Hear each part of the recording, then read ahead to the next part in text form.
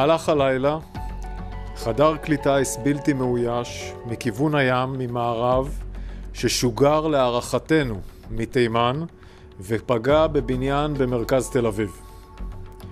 בעקבות הפגיעה נהרג אזרח ו8 אזרחים נפצעו באורח קל.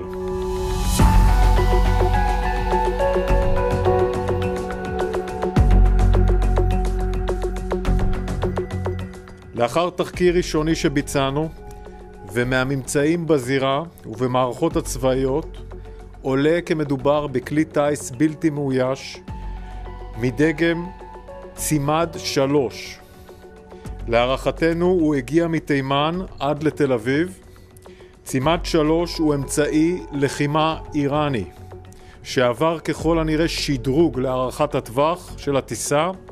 איראן תומכת, מממנת ומחמשת את שלוחותיה באזור מעזה, יהודה ושומרון, לבנון, סוריה ועד תימן, כפי שקרה הלילה.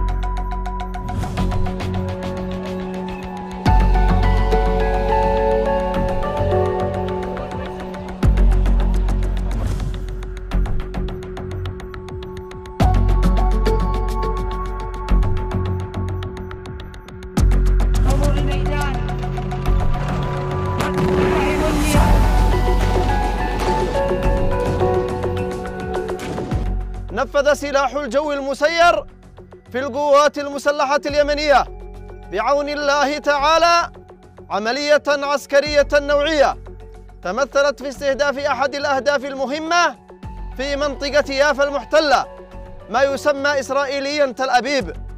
وقد نفذت العملية بطائرة مسيرة جديدة اسمها يافا قادرة على تجاوز المنظومات الاعتراضية للعدو ولا تستطيع الرادارات اكتشافها، وقد حققت العملية أهدافها بنجاح.